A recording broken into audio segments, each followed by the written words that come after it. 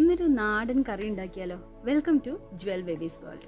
ഇന്ന് നമ്മൾ ഉണ്ടാക്കാൻ പോകുന്ന നാടൻ കറി ഏതാണെന്നറിയോ? കടച്ചക്ക എല്ലാവർക്കും ഭയങ്കര ഇഷ്ടമാണല്ലോ. കടച്ചക്കയും ചക്കക്കുരുവും കൂടെ ഇട്ടിട്ടുള്ള വറുത്തരച്ചൊരു കറിയാണ് നമ്മൾ വെക്കാനായിട്ട് പോകുന്നത്. കടച്ചക്ക വറുത്തരച്ചത്, അതിൻ്റെ കൂടെ ചക്കക്കുരുവും കൂടെ ചേർത്തിരിക്കുന്നു. നല്ല സൂപ്പർ ടേസ്റ്റാണ്. നാടൻ കറിയാണ്. മമ്മിയാണ് നമുക്ക് പറഞ്ഞു തരാനായിട്ട് പോകുന്നത്. അപ്പോൾ നമുക്ക് വീഡിയോയിലേക്ക് പോകാം. വീഡിയോയിലേക്ക് പോകുന്നതിന് മുമ്പ് ഇതുവരെ ഈ ചാനൽ സബ്സ്ക്രൈബ് ചെയ്തില്ലെങ്കിൽ ഇപ്പോൾ തന്നെ സബ്സ്ക്രൈബ് ചെയ്യണം കേട്ടോ.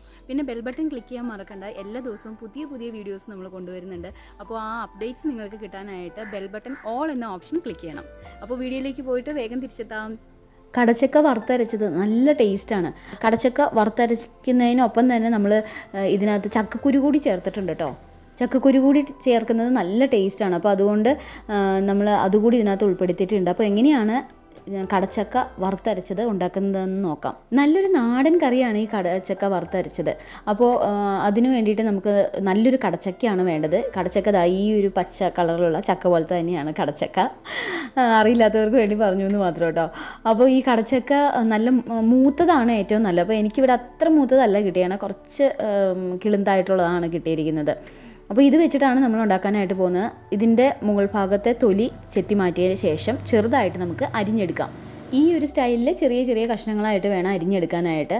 ചക്കക്കുരു നമുക്ക് തൊലി പൊളിച്ചതിന് ശേഷം റൗണ്ടിൽ അരിഞ്ഞെടുക്കാം കേട്ടോ. ഈ കടച്ചക്കയിൽ ഇടുന്ന ചക്കക്കുരു ആ ഒരു സ്റ്റൈലിൽ അരിയേണ്ടത്. റൗണ്ട് ഷേപ്പിൽ അരിഞ്ഞെടുക്കാം. ഇനി വേണ്ടത് തേങ്ങയാണ്. ഒരു തേങ്ങ ഞാനിവിടെ എടുത്തിട്ടുണ്ട്. കാരണം ഇത് കുറച്ച് കൂടുതലുള്ളത് കൊണ്ട് ഒരു തേങ്ങ വറുത്തരയ്ക്കണം. വറുത്തരച്ച് വരുമ്പോൾ കുറച്ചും കൂടെ കുറഞ്ഞു പോകുമല്ലോ. അപ്പോൾ അതുകൊണ്ട് ഒരു തേങ്ങയാണ് എടുത്തിരിക്കുന്നത്. അത് ചിരണ്ടിയതാണിത്. അതിലേക്ക് ഒരു 2-3 ചെറിയ ഉള്ളി തൊണ്ട് പൊളിച്ച് നമുക്ക് ചേർത്ത് കൊടുക്കാം. ഇനി ഇത്രയും വറുത്തെടുക്കണം. അപ്പോൾ സ്റ്റൗവിൽ നമുക്ക് പാൻ വെച്ച് ഇത് വറുത്തെടുക്കാനായിട്ട് ഇതിനകത്തേക്ക് ചേർക്കാം. ഒപ്പം കുറച്ച് വെളിച്ചെണ്ണ കൂടി ഇതിലേക്ക് ചേർത്ത് കൊടുക്കാം. ഇനി കരിഞ്ഞു പോകാതെ നല്ലതുപോലെ നമുക്ക് വറുത്തെടുക്കാം.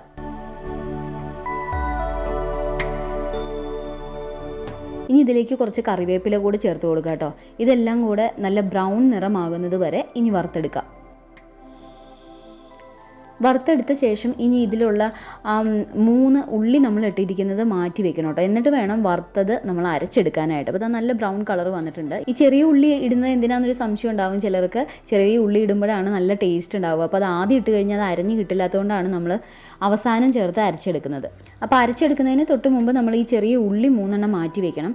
അരച്ചതിന് ശേഷം ആണ് ഈ ഉള്ളി കൂടി ഇട്ടിട്ട് ഏറ്റവും അവസാനമാണ് അരച്ചെടുക്കുക. അല്ലെങ്കിൽ പെട്ടെന്ന് അരഞ്ഞ് കിട്ടില്ല. തേങ്ങ നല്ലതുപോലെ വറുത്ത് വന്നിട്ടുണ്ട്. ഇനി ഇതിലേക്ക് നമുക്ക് പൊടി ചേർത്ത് കൊടുക്കാം കേട്ടോ. അപ്പോൾ ഇനി നമുക്ക് ഫ്ലെയിം ഓഫ് ചെയ്യാം. ഫ്ലെയിം ഓഫ് ചെയ്തതിന് ശേഷം നമുക്ക് മുളക് പൊടി ഇട്ട് കൊടുക്കാം. മുളക് പൊടി ഒരു 1.5 ടീസ്പൂൺ മുളക് പൊടിയാണ് ചേർത്തിരിക്കുന്നത്. അതിനുശേഷം മല്ലിപ്പൊടി ചേർത്ത് കൊടുക്കാം. ഒരു 1.5 ടീസ്പൂൺ മല്ലിപ്പൊടിയാണ് ചേർത്തിരിക്കുന്നത്. അതിനുശേഷം നമുക്ക് മഞ്ഞൾ ഒരു 1/2 ടീസ്പൂൺ മഞ്ഞൾ ചേർത്തിട്ടുണ്ട്. അപ്പോൾ ഇത്രയാണ് ഇതിൻ്റെ പൊടികൾ. ഇനി ഇതെല്ലാം കൂടി ഒന്നുകൂടി നമുക്ക് ഇളക്കിയെടുക്കാം. ഇപ്പോൾ നമ്മൾ ഓൾറെഡി ഫ്ലെയിം ഓഫ് ചെയ്തിരിക്കുകയാണ്. അപ്പോൾ ആ ഒരു ചൂട് മതി ഇതിന്. അപ്പോൾ ആ ചൂടിൽ നമുക്ക് ഇത് ആ വറുത്ത തേങ്ങയുടെ ഒപ്പം തന്നെ ആ ചൂടിൽ പെട്ടെന്ന് അതിൻ്റെ പച്ചമണമൊക്കെ പോയിക്കോളും. അപ്പോൾ അതുകൊണ്ട് ഇതൊന്നും കൂടി ഇളക്കിയെടുക്കാം. ഇനി നമുക്ക് വറുത്ത തേങ്ങ മിക്സിയിൽ അരച്ചെടുക്കാം.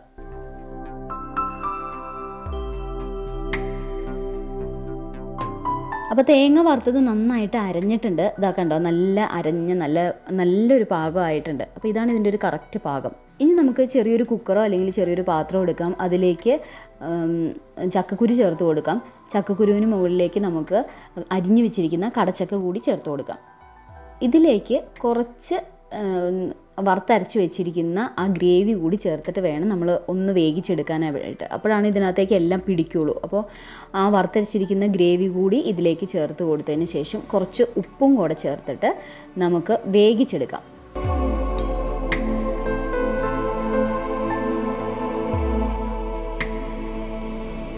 ഏകദേശം ഒരു 2 വിസിൽ കഴിഞ്ഞപ്പോഴേക്കും നന്നായിട്ട് വെന്തിട്ടുണ്ട്. ചക്കക്കുരുവും അതുപോലെ തന്നെ കടച്ചക്കയും നന്നായിട്ട് വെന്തു. ഒപ്പം ആ ഒരു ഗ്രേവി കൂടി അതിനകത്തേക്ക് നന്നായിട്ട് വലിഞ്ഞിട്ടുണ്ട് അതിനകത്തേക്ക്. അപ്പോൾ ഇത് കറക്റ്റായിട്ടൊരു പാകമായി കഴിഞ്ഞു. ഇനി നമുക്ക് എന്താ ചെയ്യേണ്ടതെന്ന് വെച്ചാൽ വറുത്തരച്ച് വെച്ചിരിക്കുന്ന ബാക്കി കൂടി ഇതിലേക്ക് ചേർത്ത് കൊടുക്കാം. ആവശ്യത്തിന് വെള്ളവും കൂടി ചേർക്കാം കേട്ടോ. ഇനി ഇത് നന്നായിട്ട് തിളയ്ക്കട്ടെ. ഇത് നല്ലതുപോലെ തിള വന്നതിന് ശേഷം മാത്രം നമ്മൾ എടുത്തു വെച്ചാൽ മതി. കടച്ചക്ക വറുത്തരച്ചത് റെഡിയായി കഴിഞ്ഞു. പെട്ടെന്ന് ഉണ്ടാക്കി എടുക്കാനായിട്ട് പറ്റും. വറുത്തരയ്ക്കാനായിട്ട് കുറച്ച് സമയം എടുക്കുന്നു എന്ന് മാത്രമേ ഉള്ളൂ. ബാക്കിയെല്ലാം പെട്ടെന്ന് നമുക്ക് ഉണ്ടാക്കിയെടുക്കാനായിട്ട് പറ്റുന്നതാണ് കടച്ചക്ക വറുത്തരച്ചത്. അതിൻ്റെ കൂടെ നമ്മൾ ചക്കക്കുരു കൂടി ചേർത്തിട്ടുണ്ട്. അപ്പോൾ എല്ലാവർക്കും ഇഷ്ടമായി എന്ന് വിചാരിക്കുന്നു. ഇത് അറിയില്ലാത്തവർക്ക് വേണ്ടിയിട്ട് ഒന്ന് ഷെയർ ചെയ്തോളൂ കേട്ടോ. മിക്കവർക്കും അറിയാവുന്നൊരു കറിയാണ്, എന്നാലും അറിയില്ലാത്തവർക്ക് വേണ്ടിയിട്ടാണ് ഞാനിത് ഷെയർ ചെയ്യുന്നത് ഇവിടെ. ഇപ്പോൾ സിമ്പിളായിട്ട് ഉണ്ടാക്കാൻ പറ്റുന്ന കടച്ചക്കയും ചക്കക്കുരുവും വറുത്തരച്ച് വെച്ച നാടൻ കറിയാണ് ഇന്ന് നമ്മൾ ഉണ്ടാക്കിയത്. അപ്പോൾ ഇതുപോലെ നല്ല നല്ല നാടൻ കറികൾക്കായിട്ട് ഈ ചാനൽ സബ്സ്ക്രൈബ് ചെയ്യാൻ മറക്കണ്ട കേട്ടോ. നാടൻ കറികൾ കുറേയേറെ വരുന്നുണ്ട്, മമ്മിയാണ് നമുക്കതെല്ലാം പറഞ്ഞു തരുന്നത്. അപ്പോൾ ഈ ചാനൽ ഇതുവരെ സബ്സ്ക്രൈബ് ചെയ്തില്ലെങ്കിൽ ഇപ്പോൾ തന്നെ സബ്സ്ക്രൈബ് ചെയ്തോ. ബെൽ ബട്ടൺ ഓൾ എന്ന ഓപ്ഷൻ ക്ലിക്ക് ചെയ്യാൻ മറക്കണ്ട, പുതിയ പുതിയ വീഡിയോസ് അപ്ലോഡ് ചെയ്യുമ്പോൾ നിങ്ങൾക്ക് അപ്പോൾ തന്നെ ലഭിക്കാനായിട്ട്. അപ്പോൾ ഇനിയും പുതിയ പുതിയ വീഡിയോസുമായിട്ട് കാണാം. അതുവരേക്കും it's me Jewel Baby signing off. By.